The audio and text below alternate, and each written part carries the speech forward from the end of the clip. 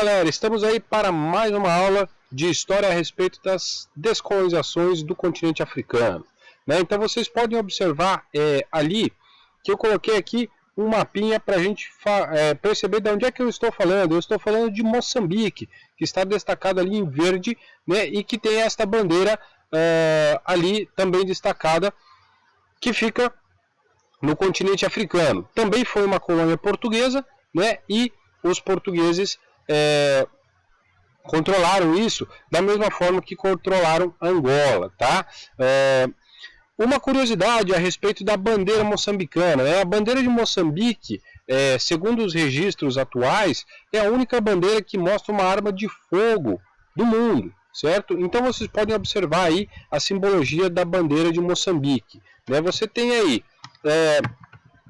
nessa bandeira uma AK-47, né, que simboliza a luta armada em defesa do país, em defesa da sua liberdade, né?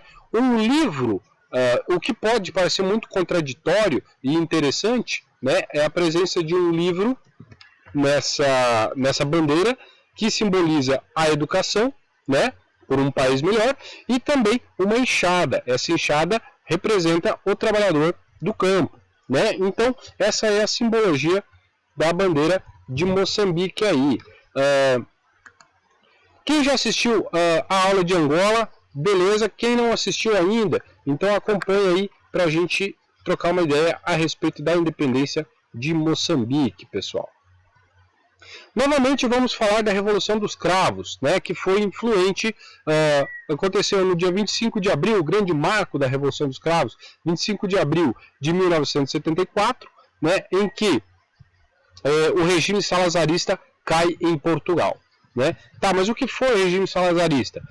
Salazar, ele assumiu o poder em 1920, no finalzinho da década de 20, e conseguiu implantar a sua ditadura a partir de 1933 em Portugal, né? Uma ditadura de inspiração fascista, assim como na Itália de Mussolini ou na Alemanha de Hitler, né? E Salazar controlou Portugal até 1974, quando foi derrubado pela Revolução dos Cravos, né?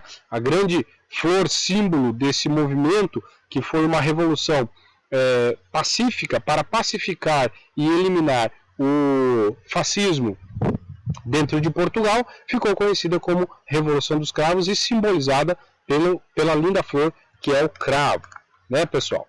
Então vamos lá, compreendendo um pouco a colonização moçambicana, né? Então nós temos aí uma desigualdade muito grande produzida pela colonização portuguesa em Moçambique, né?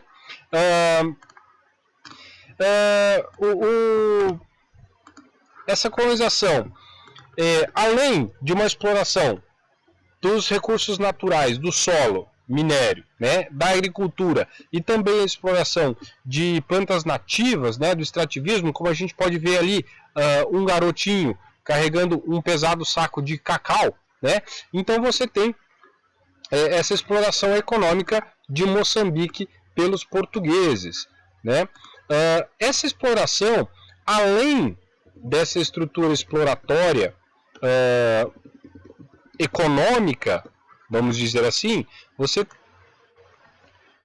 você também teve, a gente também teve em Moçambique uma radical desigualdade racial, tá? Então, muitos historiadores dizem que o que houve em Moçambique foi muito semelhante ao apartheid da África do Sul, tá? Em que negros tinham muito menos direitos do que brancos dentro do país, né? Então eu coloquei ali uma imagem para ilustrar um pouco dois mundos moçambicanos completamente diferentes, né? Isso era uma estrutura que foi consolidada pela exploração portuguesa em Moçambique. E só para a gente ter uma ideia de como isso produziu uma desigualdade tremenda dentro de Moçambique, nós temos alguns números interessantes aí na década de 60 em Moçambique, né? Então, na década de 60 em Moçambique, você tinha aproximadamente 190 mil brancos morando em Moçambique para mais de 8 milhões de negros morando em Moçambique. Esses brancos representavam 2,3% da população moçambicana e eram os mais privilegiados, né? Então não existia uma lei segregacionista como existiu na África do Sul, mas os relatos das pessoas que viveram esse período em Moçambique dizem que a separação racial era muito intensa e muito forte em Moçambique. Ok, pessoal? Né? Então você tem um processo aí de bastante exploração dos moçambicanos pelos portugueses e também um regime de praticamente escravidão, né? Isso era a realidade da exploração portuguesa em Moçambique, certo? E aí dentro desse processo você também vai ter a criação de resistências dentro de Moçambique, obviamente, né? Você tem a instituição de uma organização de resistência conhecido como Congresso Nacional Africano, né, que é esse primeiro símbolo que está aparecendo para vocês aí, e ele vai surgir em 1920 em Moçambique, né? Então ele surge aí com essa proposta de resistir aos colonizadores, né? Vai ter uma característica bastante nacionalista, e esse grupo, essa organização, ela vai se instituir em vários lugares, vários países do continente africano. Um dos grandes líderes desse Congresso Nacional Africano vai ser Nelson Mandela, né? Então, que todo mundo já ouviu falar, pelo menos, de Nelson Mandela. Muito tempo depois, né, você vai ter nós vamos ter o surgimento aí da Frelimo, que tem uma característica nacionalista. Isso foi na década de 60. E a Frelimo vai trabalhar com uma proposta de guerrilhas, né? Então eles vão se organizar em guerrilheiros e vão tentando tomar os territórios portugueses pouco a pouco, né, ganhando espaço dentro de Moçambique, né? Então esse processo inicia-se com a Frelimo na década de 60. Vocês podem ver aí que ela vai ter uma orientação socialista, né? Então você tem aí símbolos muito semelhantes ao socialismo soviético, mas ao invés de uma foice você tem uma enxada, né? Uma enxada e um martelo, e a estrela que simboliza as pessoas, né? Num fundo vermelho. Então essa é a proposta da Frelimo dentro do processo de independência de Moçambique, né, e tomando os territórios e instituindo zonas libertadas. Essas zonas libertadas são livres, né, das leis portuguesas e estabelecem o controle por si só dentro do território moçambicano. Beleza, pessoal? Continuando aqui. Então, um dos episódios mais sangrentos, mais cruéis dentro desse processo aí vai ser o massacre de Moeda. Tá? O massacre de Moeda aconteceu no ano de 1962. Tá? E aqui nós temos uma foto que mostra esse processo aí. Tá? O massacre de Moeda ele foi protagonizado por portugueses, né? Por uma divergência do valor do preço do algodão, tá? E também pela liberdade das terras que o grupo moçambicano requisitava com relação a Portugal, né? Nesse massacre, os números divergem muito, né? Existem teóricos que chegam ao número aí de 600 mortos no massacre de Moeda. Existem outros que falam em 60 mortos, né? Mas nós podemos ficar com um número que é mais próximo da verdade, que é 150 mortos, né? Então muitos moçambicanos foram assassinados pelos portugueses nesse massacre aí. E ele vai ser considerado um grande marco para os moçambicanos para a sua independência, né? A partir dele é que os moçambicanos vão meio que uma ideia assim de cair na real, falar assim, não, nós precisamos nos tornar independentes dos portugueses porque eles estão matando o nosso povo, né? Então o massacre de Moeda vai ser muito importante nesse processo aí. E aí é muito interessante a gente perceber alguns artifícios dentro dessa disputa colonial, né? Um deles é essa propaganda que tem aqui, ó, do lado, né? A Frelimo mentiu, vocês sofrem, né? Essa aí a gente pode chamar de uma contrapropaganda, quer dizer, são os portugueses tentando deslegitimar a Frelimo como instituição representativa dos moçambicanos, né? Então dizendo assim, ó, ela mentiu, não acreditem nela e tudo mais, né? Essa propaganda aí são cartazes que foram lançados por avião em Moçambique, tá? Então a gente pode perceber uma tentativa de sabotar a guerra da Frelimo com relação à sua população, com relação a Portugal, né? Então, você tem um acontecimento que, a partir do massacre de Moeda, né, um pouco tempo depois, desencadeia a Guerra pela Independência. Essa Guerra pela Independência tem um marco em 1964, quando ela se inicia. Né? E ali eu coloquei uma imagem de soldados portugueses que estão fazendo um patrulhamento em Moçambique, né? Então vocês podem ver a fotografia, e logo abaixo uma mina antitanque, né? Que foi um dos instrumentos utilizados pela Frelimo para combater os portugueses.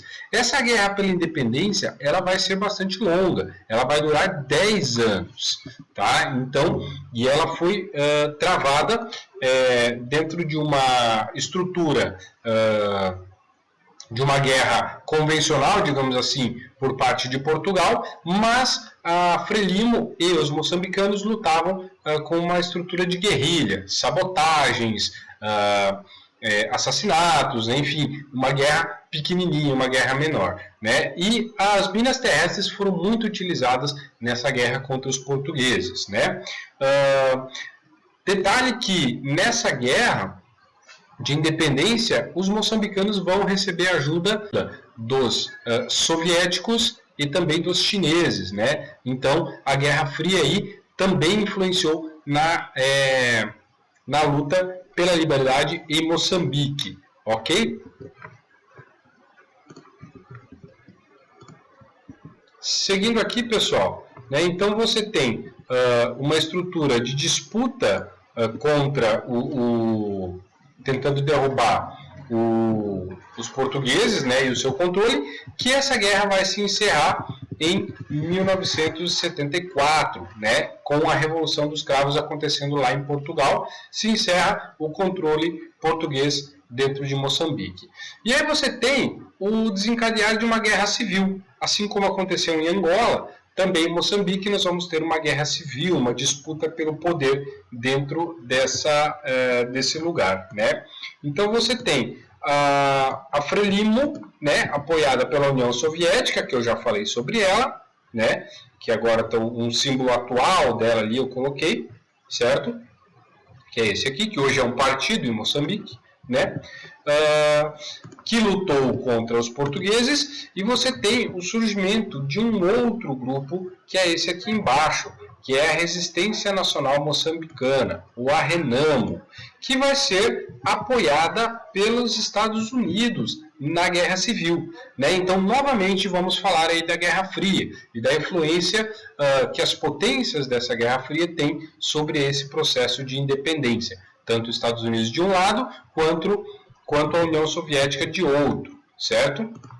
E uma das características mais marcantes dessa guerra civil foi a utilização de minas, né? Então as minas terrestres foram espalhadas por todo o território moçambicano e até muito recentemente isso era um grande problema para Moçambique, né? Estima-se que foram retiradas depois do fim da Guerra Civil, que só vai se encerrar em 1992, foram retiradas mais de 300 mil minas terrestres, tá? De 92 até 2015. Tá? Em 2015, Moçambique declarou ao mundo que é um território livre de minas terrestres. Tá? Então eles conseguiram libertar o território deste grande problema pós-guerra, porque essas minas permanecem funcionais por muito, muito tempo e é uma herança infeliz da guerra civil em Moçambique. Fala galera, e aí, encerrando o nosso papo sobre Moçambique, então infelizmente eu tive alguns problemas com a gravação desse vídeo, né? Mas basicamente era isso que está aí para constar para vocês uma aula a respeito desse processo de independência de Moçambique. Beleza, pessoal? Para saber mais, sempre é preciso fazer leitura. Não existe história sem leitura, pessoal. Agradeço a atenção de todos, um abraço e até mais, gente.